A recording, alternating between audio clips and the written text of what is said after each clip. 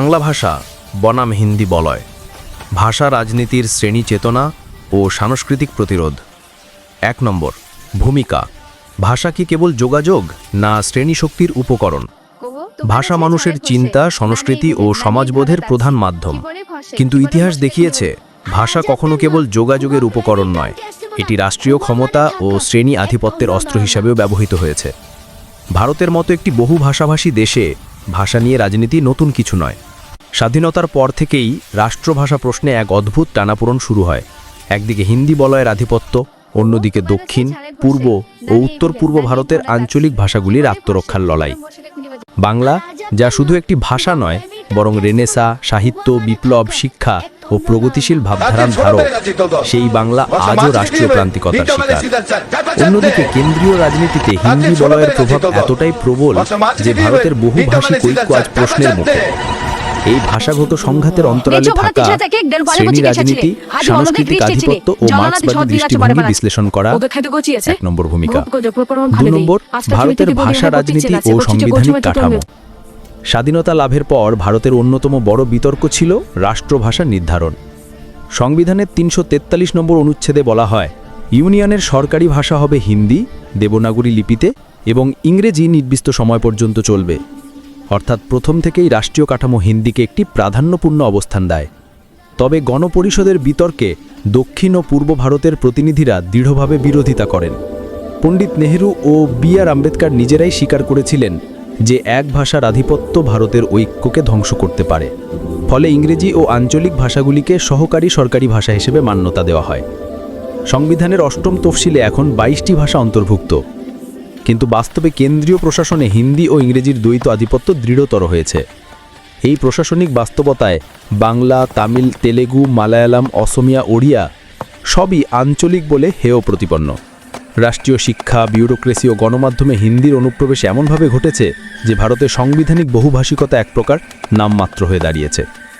৩ নম্বর, হিন্দি চাপিয়ে দেওয়ার প্রবণতা, রাষ্ট্রীয় ও সাংস্কৃতিক আধিপত্য। এক দেশ এক ভাষা, এই ধারণা ভারতীয় রাষ্ট্রতন্ত্রে বারবার পুনরুত্থিত হয়েছে। ১৯৫০-এর দশকে যখন কেন্দ্রীয় সরকার সরকারি কাজে হিন্দির একচ্ছত্র ব্যবহার শুরু করে, তখন দক্ষিণ ভারতে প্রবল প্রতিক্রিয়া দেখা দেয়। ১৯৬৫ সালে তামিলনাড়ুতে অ্যান্টি হিন্দি অ্যাজিটেশনের জোয়ারে নেমে আসে হাজার হাজার ছাত্র, শ্রমিক ও সাধারণ মানুষ। তাদের রক্তের বিনিময়ে কেন্দ্র বাধ্য হয় হিন্দি বাধ্যতামূলক নীতি প্রত্যাহার করতে। তবুও এই প্রবণতা থামেনি। আজও কেন্দ্রীয় দপ্তর, রেল, ব্যাংক, সেনা ও কেন্দ্রীয় শিক্ষা ব্যবস্থায় হিন্দি আধিপত্য বেড়েই চলেছে। নতুন জাতীয় শিক্ষানীতি 2020-তেও ৩ ভাষার নীতি আসলে হিন্দিকেই কেন্দ্রস্থলে রাখে। অন্যদিকে সংস্কৃতি, সিনেমা ও গণমাধ্যমেও হিন্দি বলয়ের আধিপত্য স্পষ্ট। বলিউডের ভাষা এখন ভারতের জাতীয় সংস্কৃতি বলে প্রচারিত, যা আসলে এক ধরনের সাংস্কৃতিক একচেটিয়া।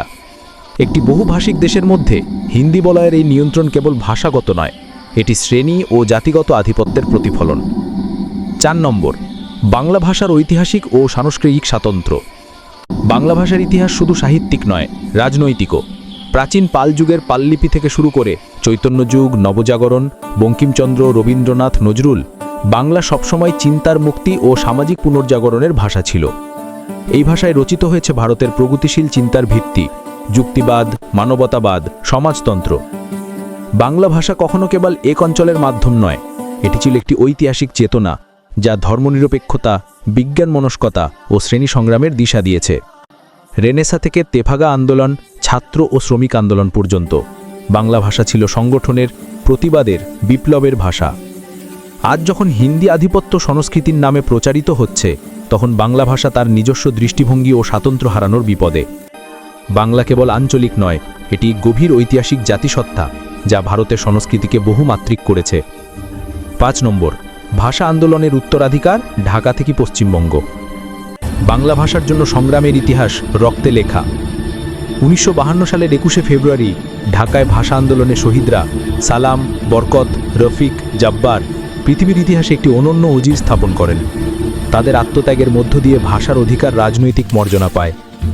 পশ্চিমবঙ্গে ১৯৫০-এর দশকে ভাষা আন্দোলনের ঢেউ ওঠে, বিশেষ করে কোচবিহার, জলপাইগুড়ি, মালদা, দার্জিলিং ইত্যাদি জেলায়, যেখানে হিন্দি ও ইংরেজির প্রভাবকে প্রতিহত করার লড়াই চলে। বামপন্থী ছাত্র ও শিক্ষক সংগঠনগুলি ভাষার অধিকার ও মাতৃভাষায় শিক্ষা নিশ্চিত করার দাবিতে আন্দোলন গড়ে তোলে। বাংলা ভাষা আন্দোলন কেবল আবেগ নয়, এটি ছিল সাংস্কৃতিক সাবলীভাবত্বের দাবি। একটি জনগোষ্ঠী যখন নিজের ভাষাকে বাঁচানোর লড়াই করে, তখন তা রাষ্ট্রবিরোধী নয়, বরং প্রকৃত গণতন্ত্রের রক্ষা কবচ। 6 নম্বর, শিক্ষা, প্রশাসন ও মিডিয়ার ভাষাগত বৈষম্য। আজকের ভারতে শিক্ষা ও কর্মসংস্থানে ভাষা এক ধরনের শ্রেণী বিভাজন তৈরি করেছে। যে ছাত্র হিন্দি বা ইংরেজি মাধ্যমে পড়ে, তার সামনে প্রতিযোগিতার দরজা খোলা, কিন্তু বাংলা বা অন্য রাজ্য ভাষার ছাত্র ক্রমে প্রান্তিক হয়ে পড়ে। ইউপিএসসি, এসএসসি, ব্যাংক, রেল বা কেন্দ্রীয় বিশ্ববিদ্যালয় ভর্তি পরীক্ষায় প্রশ্নপত্র ও ইন্টারভিউতে হিন্দির উপস্থিতি স্বাভাবিক, কিন্তু বাংলা বা অন্য ভাষার ছাত্ররা বঞ্চিত হয়। এমনকি কেন্দ্রীয় দপ্তরের বিজ্ঞপ্তি, ট্রেনের ঘোষণা, সরকারি ওয়েবসাইট সবকিছুতেই হিন্দি প্রধান। মিডিয়া ক্ষেত্রেও পরিস্থিতি একই। হিন্দি টেলিভিশন চ্যানেল ও ওটিটি প্ল্যাটফর্মের প্রভাব এতটাই যে বাংলা সংবাদ বা ধারাবাহিককে রাজ্য বিনোদন বলে চিহ্নিত করা হয়। ফলে তো বাংলা ভাষাভাষী জনগণ নিজের সাংস্কৃতিক পরিসর থেকেও দূরে সরে যাচ্ছে। এটি কেবল ভাষার সমস্যা নয়, এটি শিক্ষাগত, অর্থনৈতিক ও শ্রেণী বৈষম্যের এক নতুন রূপ।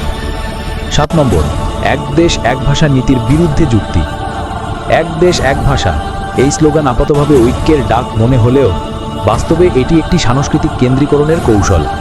ভারতের ঐতিহাসিক বাস্তবতা হল এক দেশ, বহু জাতি, বহু ভাষা, বহু সংস্কৃতি।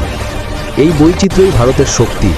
হিন্দি একমাত্র রাষ্ট্রভাষা করলে তাই ঐক্যের ভিত ভেঙে ফেলবে। হিন্দি বলয়ের আধিপত্য কেবল সাংস্কৃতিক নয়, রাজনৈতিকও। সংসদীয় আসনের গঠনে উত্তর ভারতের জনঘনত্বের কারণে হিন্দি ভাষাভাষী রাজ্যগুলির প্রভাব অনেক বেশি।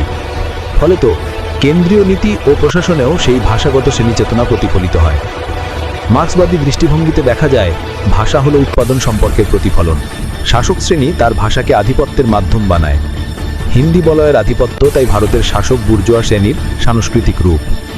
এই আধিপত্য ভাঙার অর্থ শ্রেণী ও সাংস্কৃতিক মুক্তির পথ উন্মুক্ত করা। 8 নম্বর, উপসংহার, ভারতের বহুভাষিক ঐক্যের পক্ষে মার্ক্সবাদী দৃষ্টিভঙ্গি। ভারতের প্রকৃত ঐক্য কোনো একটি ভাষায় নয়, বরং তার বহুভাষিক মানবিকতায়। যে ভারত রবীন্দ্রনাথের জনগণমন, নজরুলের চল চল চল আর পেরিয়ার, আম্বেদকর, মধুসূদন, বিবেকানন্দের ভাবনায় গঠিত, সেই ভারত কখনোই এক ভাষা এক সংস্কৃতিতে সীমাবদ্ধ নয়। মার্ক্সবাদ শেখায় শোষণের বিরুদ্ধে সংগ্রাম কেবল অর্থনৈতিক নয়, সাংস্কৃতিকও। যে ভাষায় মানুষ ভাবতে পারে, লিখতে পারে, প্রতিবাদ করতে পারে, সেই ভাষাই হলো মুক্তির ভাষা। অতএব বাংলা ভাষার মর্যাদা রক্ষা মানে কেবল আঞ্চলিক অহংকার নয়, বরং এক শ্রেণী চেতন সাংস্কৃতিক প্রতিরোধ। আজ হিন্দি বলয়ের ভাষা আধিপত্যের বিরুদ্ধে লড়াই মানে ভারতের প্রকৃত গণতন্ত্র, সাংস্কৃতিক বহুত্ব ও শ্রমজীবী ঐক্যের লড়াই। বাংলা ভাষা সেই সংগ্রামের অগ্রভাগে থেকেছে অতীতে এবং ভবিষ্যতেও থাকবে, যতদিন এই দেশে শ্রেণী ও সংস্কৃতির দমন অব্যাহত। উপসংহারিক বার্তা, ভাষা কেবল মুখের নয়, মনের অস্ত্র। যে ভাষায় মানুষ শৃঙ্খল ভাঙে, সেই ভাষায় মুক্তির ভাষা। তাই বাংলা ভাষা কেবল সাহিত্য নয়, এটি আমাদের প্রতিরোধ, শ্রম এবং সমতার ভাষা। হিন্দি বলয়ের আধিপত্যের বিরুদ্ধে এ লড়াই শেষ পর্যন্ত মানুষের মুক্তির লড়াই।